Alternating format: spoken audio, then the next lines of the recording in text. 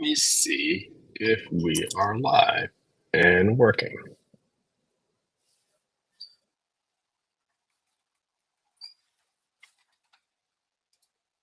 Testing, testing, testing. Testing, testing, testing. Let me see. Okay, we are in business. Today is 421 of going live in a row.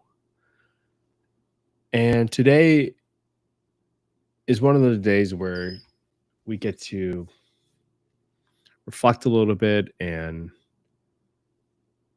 not forget to celebrate those little parts of the journey.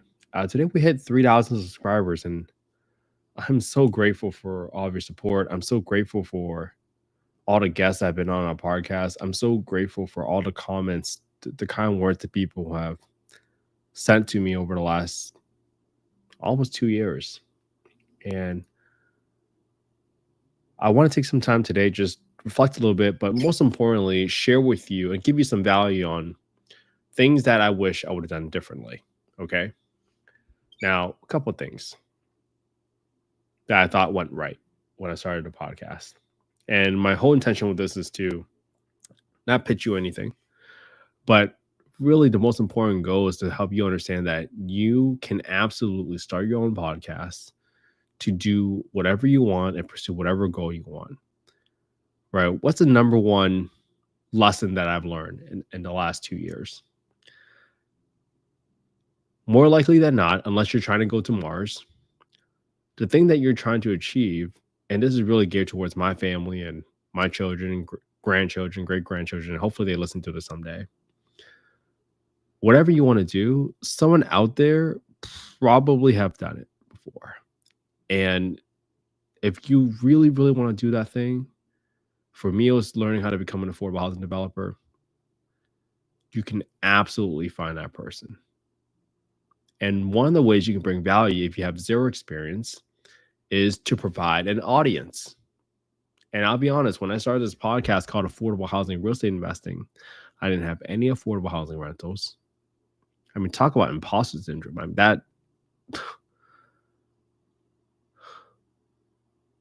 I questioned myself every day in the beginning and thought about, hey, who am I to think that I or people want to listen to me?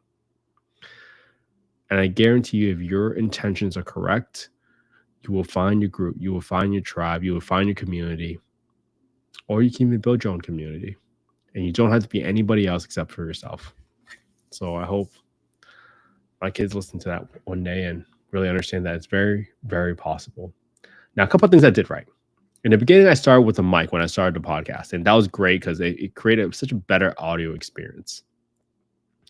As I progressed further and further in my podcasting career, I realized that learning how to make eye contact with the camera so important. Learning to pause, right? Because think about it. If you're really trying to help someone, your voice can never enact change in someone. It's always their inner voice that's going to be the driver of that change. And if you never slow down, and if you never pause, then their inner voice can never speak to them. And no matter how good of a lesson you have or how great of a story you have to tell, it won't help anybody.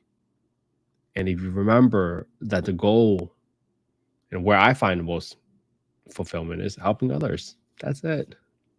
When you boil it down that way, when you're having a bad day, just go find someone to help. No expectations in return. All right. So I'm really glad I got a mic to start out with. And the mic I got was a Shure MV7 mic. Sure, you can use our link referral there to support the channel. I would really appreciate it, but you don't have to. Just pick a mic. I believe this is the same one that Joe Rogan uses, but pick a mic that probably connects to USB so that if you're ever traveling and you just need to plug in a mic for your laptop and you need some just understand what wire you need, right? Just keep it super simple. And then the next thing I would say is focus on building a habit.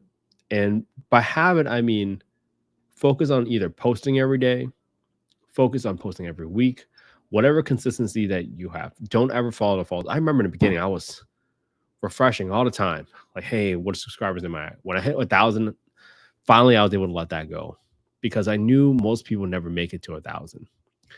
But now we just got to 3,000. And we got here because we're focused on having fun, right? We're focused on, I genuinely love all the conversations that I have with every single one of the guests on the podcast. I genuinely enjoy everyone that actually listens to the podcast. I love getting on the phone with them and talking to them about, hey, which episode did they like the most? What did they learn the most?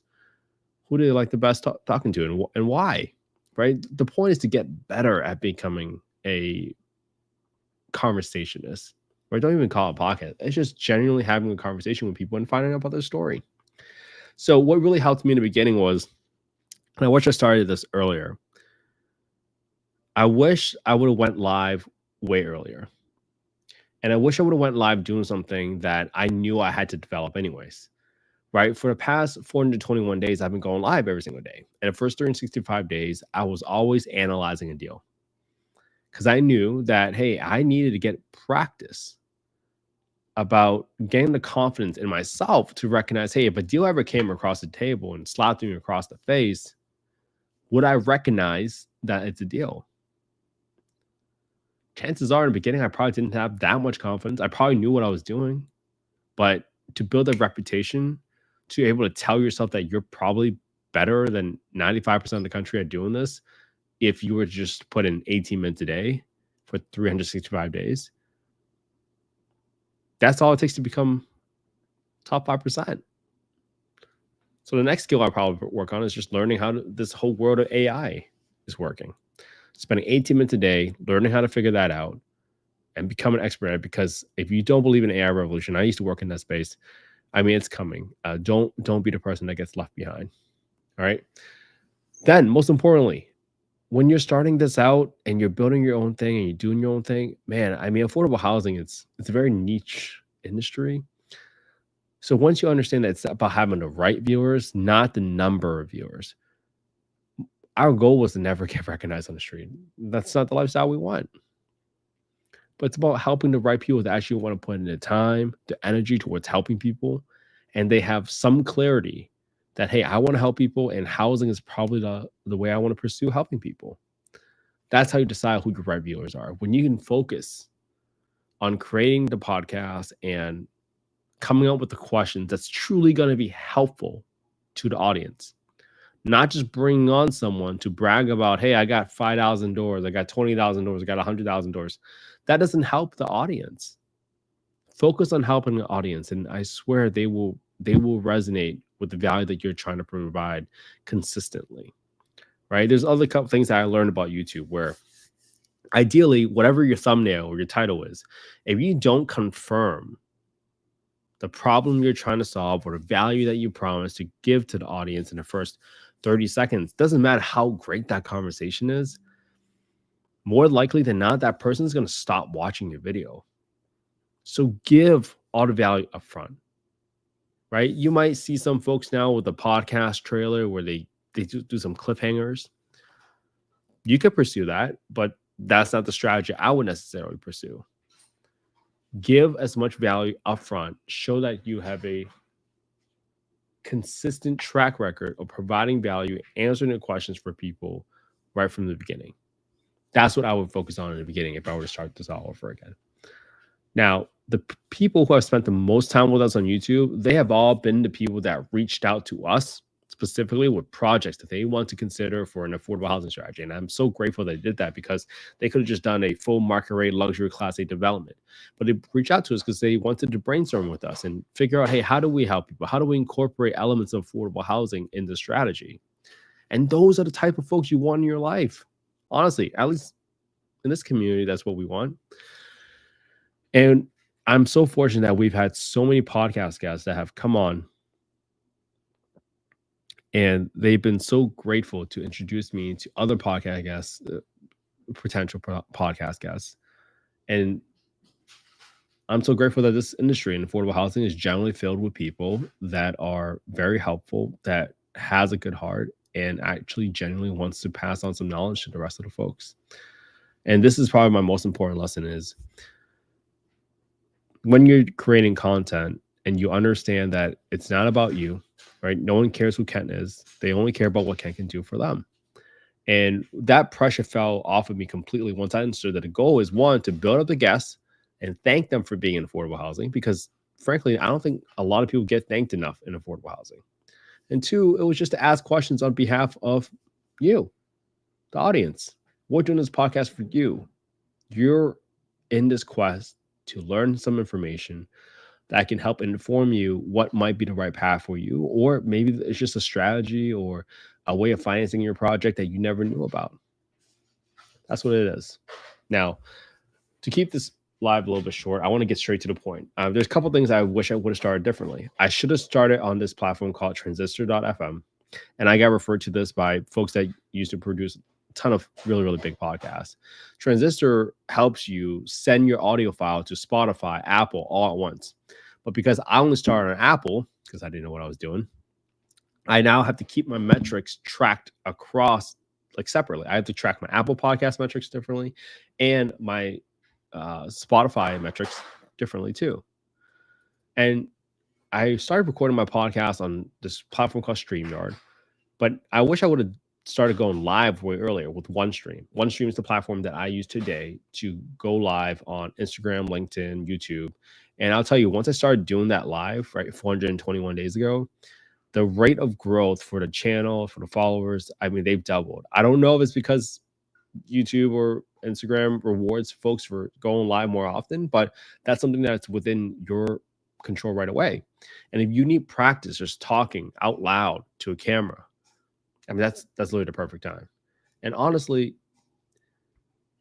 the best way to get feedback about your content is by interacting, is by engaging. So don't be afraid to ask questions. Don't be afraid to ask for feedback, because you're not expected to be perfect. All right. Second thing is, I should have started building a website earlier. I didn't put a website for probably about a year and a half in. And I wish I would have started earlier so I could start building my email list, because guess what? If YouTube ever goes down, if TikTok ever goes down, if Instagram ever goes down, the only thing that you most likely will have is your email list, because most people never change their emails, right? That's probably the most consistent thing that you will see across your followers. And if you ever need a way to communicate with them, that email list just becomes such a valuable asset, because you need a way to reach out for them, right? Especially if you even post a reel or a post on Instagram, right? Only like maybe if even 5% of your followers ever even get that message on a reel. So you can't assume that everybody has seen your content. If you have a message that's so important that you believe is valuable, that email list is probably your best way of making that communication. Now, obviously, I use a CRM called Redoc. You can use this link, redocagency.com/demo. Book a meeting with Raj. He's provided great service with me, and he helped me build out the website from scratch at a wildly affordable price. So I would highly recommend him. Click on the link and just let him know that Kent sent you. I would really appreciate that. And obviously, if you want to use my affiliate link, it's right down there, but just let him know I referred you. That's all that matters. And if I were to start the things all over, I should have probably DM'd every new follower that I had, and figure out how I can help them specifically, especially if they had any questions, because that would have informed what are people looking for when they come to the podcast, when they come to the YouTube channel, and just create content about that topic specifically. That's what I would have done differently. All right. Hey, thank you so much for supporting the channel. It's taken a long, long time to get you 3,000 followers, and I'll show you one more stat right here. Let me share my screen, and I'll show you a little stat here. And I'm going to show you this stat right here on analytics. And this is right. Like I told you, I should have started Transistor, but I only did Apple Podcasts at the beginning. We've got about 67,000 downloads on Apple Podcasts right here. And I'll point out one stat to you. I started a podcast in October of 2022. And you can see here that the first month we only had, I thought we had 17, but we have 15 views, 15 downloads. That's it, the whole month, 15. Second month was 77. So in 2 months, we had less than 100. But third month, we had 600, 1,400, 1,850, 2,000. And that's how it builds, everybody. It's not a straight shot upwards. It's like a little seesaw. You got it takes a lot of momentum in the beginning. but you can do it. Reach out to me. You guys ever have any questions about what it's like to start a podcast? I'm just here to help. And I believe that if you're trying to help folks in your career with whatever mission that you're trying to do, or with whatever targeted population you want to help, whether it's single moms, veterans, homeless folks, doesn't matter what it is. There's someone that's out there that's already doing it. And one of the ways that you can learn from them is by building a podcast. All right. Hope you all have an amazing Sunday. Hope you all spend some quality time with your family and friends today, because that's what life is all about. I'll see you all tomorrow for day 421. And hopefully you like this content. Shoot me some questions. You guys had any more questions? And I'm going to try to see if I could create like a full YouTube video about this topic. I just hit the 3,000 subs today, and I thought I'd just reflect a little bit and share some lessons I learned right away. Have a good one, everybody. I'll see you all tomorrow for day 422.